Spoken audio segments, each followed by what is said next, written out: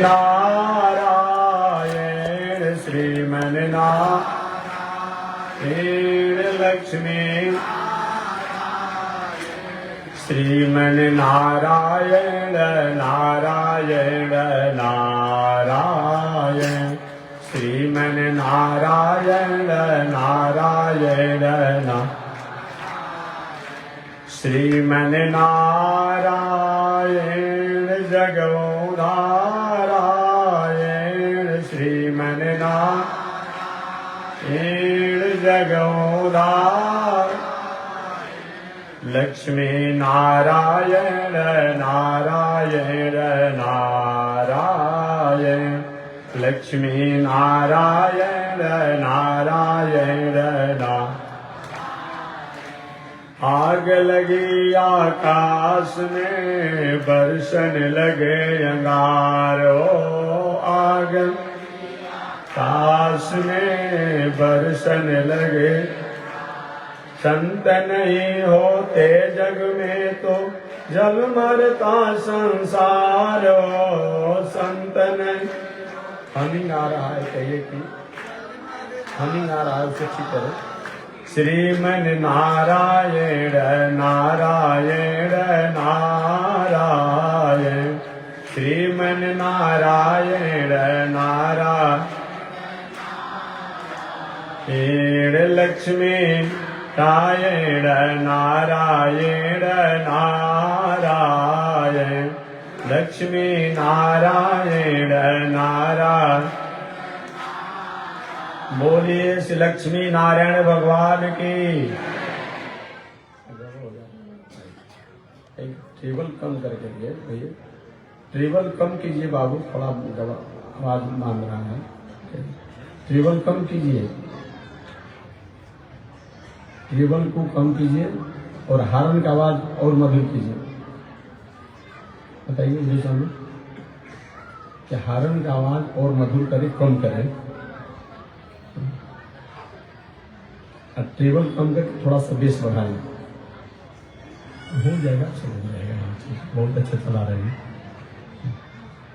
Table कम करके base थोड़ा बढ़ाइए।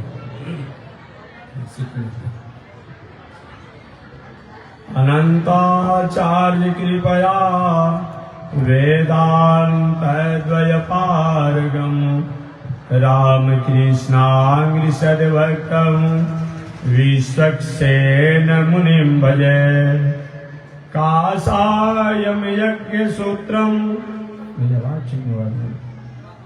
आवाज फट जा रहा है, कहीं उसको ठीक है। एक आदमी जाइए, बेचारे को बहुत हो जाएगा, परेशान हो जाएंगे। ढेर बुद्धि मत लगाए, अच्छा रहेगा, अच्छा ही रहेगा, ढेर परेशान नहीं है। जो ओरिजिनल जो आवाज उसी सब कीजिए।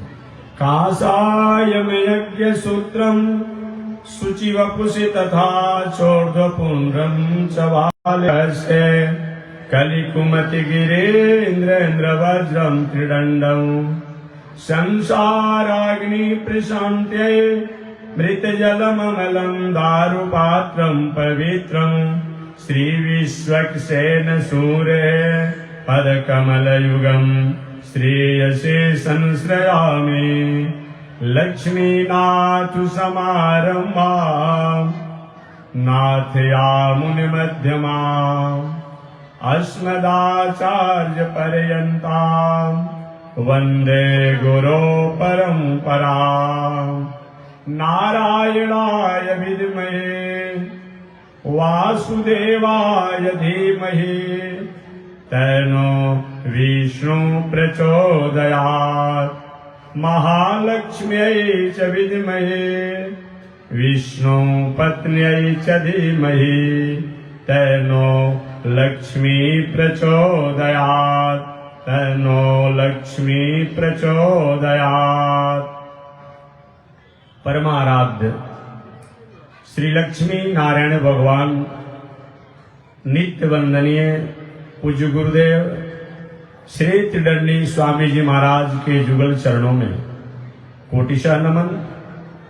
भगवत भागवत आचार्य कैंकर्य पारायण महानुभाव बक्सर की पावन भूमि से चलकर आए हुए श्री त्रिदंडी स्वामी समाधि स्थल मंदिर पीठाधीश्वर जगत गुरु रामानुजाचार्य स्वामी अयोध्यानाथ जी द्वारा आप कथा श्रवण कर रहे थे।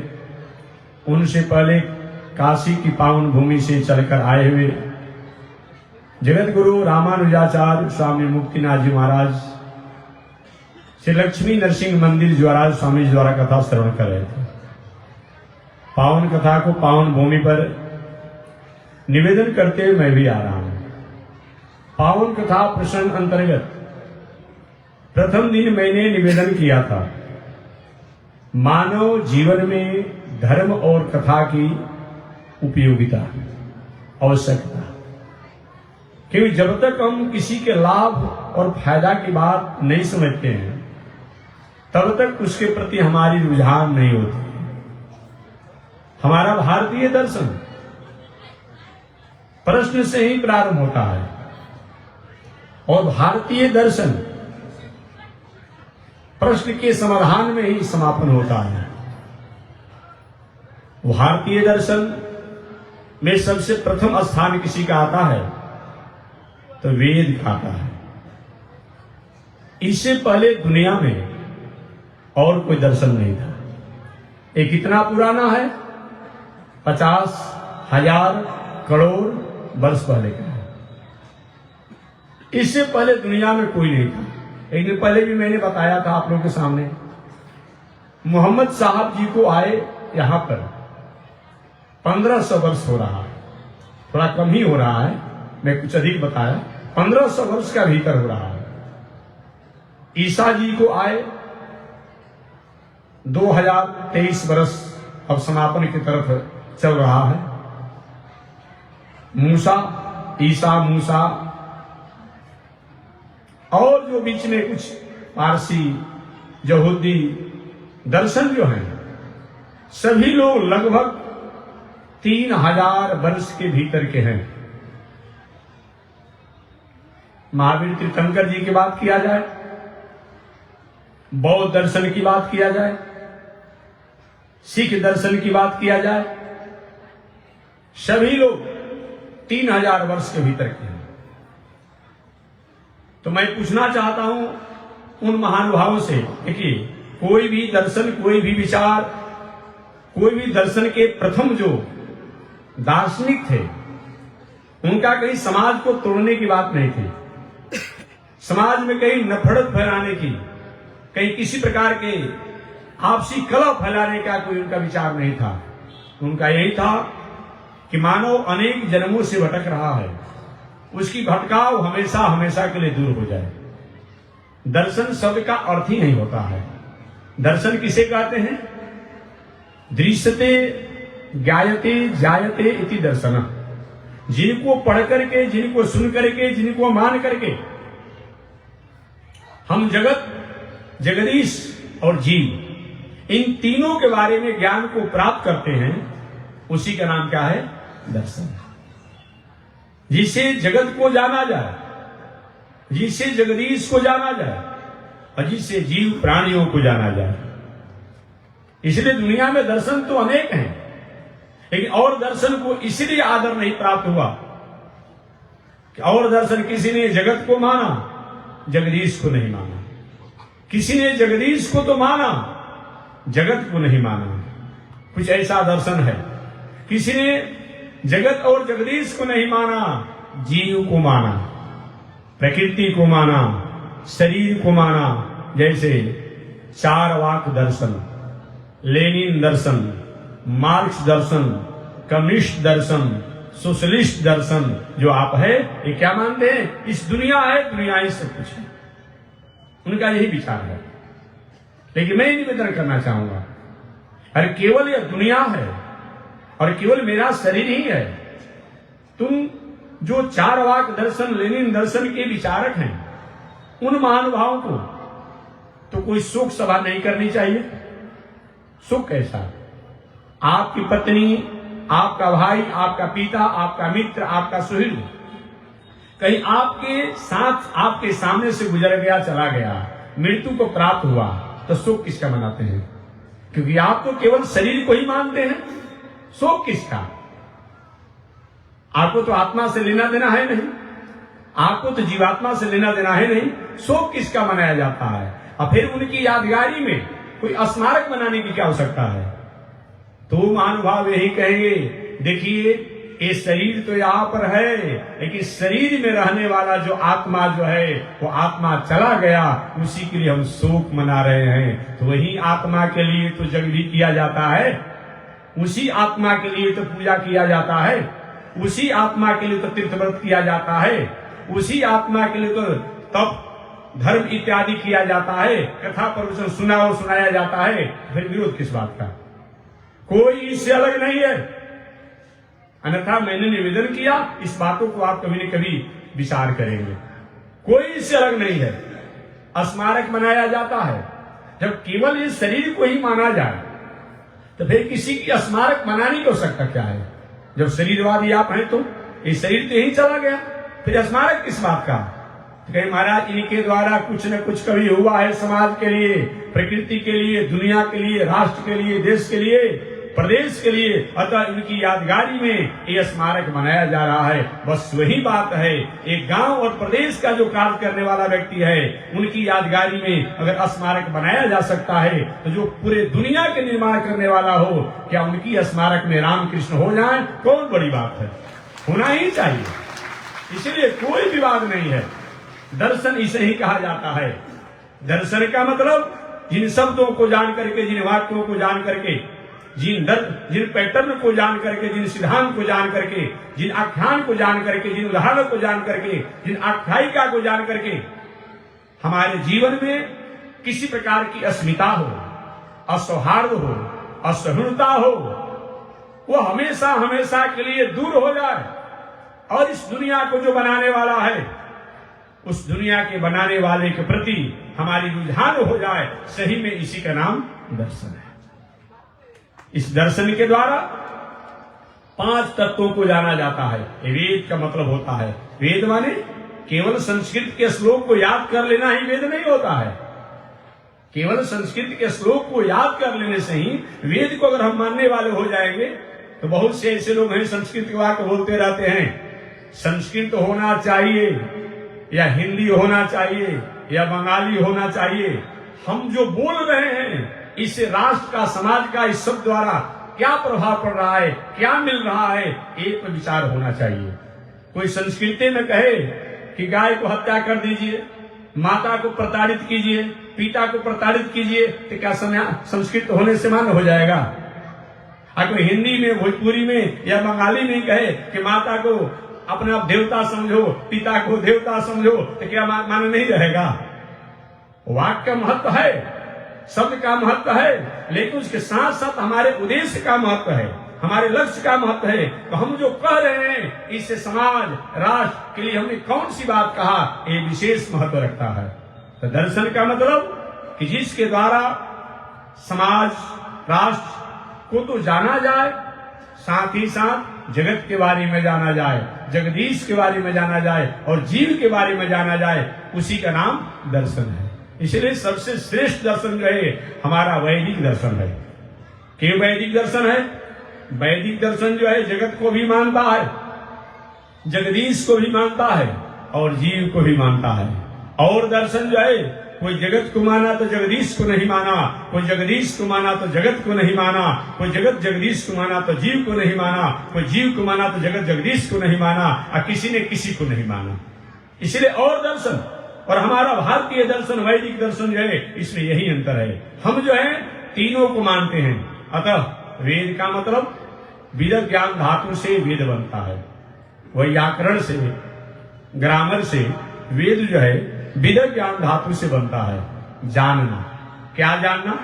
अर्थ पंचक तत्वज्ञा तत्वत्रय समन्विता पंच संस्कार संपन्ना ते वै भागवता स्मृता। 5 तत्वों के बारे में वेद के द्वारा जाना जाता है। अर्थ पंचक 5 तत्व। वो कौन 5 तत्व है? स्वस्वरूप, अपने बारे में जानना। परस्वरूप, हम ही हैं कि हमारे बाद भी कोई तत्व है, इसके बारे में जानना। स्वस्वरूप पर स्वरूप, उपाय स्वरूप। हम और हमारे बाद जो है उनकी प्राप्ति का उपाय क्या है, इस तत्वों के बारे में जानना। एक होता है विरोधी स्वरूप, जो हमेशा विरोध की बात करता है, उसको भी जानना। और पांचवा तत्व जो है पुरुषार्थ स्वरूप है, हमारा पुरुषार्थ और नैतिकता क्या बनता है, इन 5 तत्वों को जानना, इसी का नाम अर्थ पंचक है। इन 5 तत्वों को वेद के द्वारा जाना जाता है। उन 5 तत्वों में स्वस्वरूप, स्वस्वरूप का मतलब अपने स्वरूप के बारे में जानना। हवाई जहाज का आविष्कार किसने किया, बहुत से बाल गोपालों को याद होगा। बाइसिकल का आविष्कार किसने किया, सबको याद होगा जो पढ़ने लिखने वाले हैं। रेल का आविष्कार किसने किया, लोगों को याद होगा। लेकिन जगत का आविष्कार किसने किया, इस जीव का आविष्कार किसने किया, इस पर संदेह हो जाता है। क्या भगवान होते हैं क्या, लोग पूछते हैं। क्या ईश्वर होता है क्या। तो महानुभावों से मैं जानना चाहता हूं जिनके मन में ऐसा प्रश्न रहता है, जब सही में ये जगत बनाने वाला, अगर जीव बनाने वाला नहीं है तो आप बनाए हैं कि हम बनाए हैं। यहाँ तो हम सारी व्यवस्था का, थोड़ा सा ऑक्सीजन लेवल हमारा कमजोर हो जाता है तो हॉस्पिटल में जाकर के ऑक्सीजन लेवल को बढ़ाने के लिए ऑक्सीजन लगाया जाता है। आज इस माता के गर्भ में 9 महीना तक हम और आप जो रहते हैं, वहां पर ऑक्सीजन लेवल कौन देखता है, वहां कोई मशीन रहता है, वहां ऑक्सीजन कोई सिलेंडर रहता है, कौन व्यवस्था करता है भाई, ये भी तो विचार कीजिए। कौन व्यवस्था देखने वाला है जो माता के गर्भ में और माता के नाल से ही उस बालक के अपने आप में भोजन प्राप्त हो जाता है, ये सारी व्यवस्था कौन दिया है। यहाँ तो पाइप द्वारा दूसरे द्वारा भोजन दूसरे को दे दिया जाता है, लेकिन वहां कौन व्यवस्था किया है, कोई न कोई करने वाला है ना।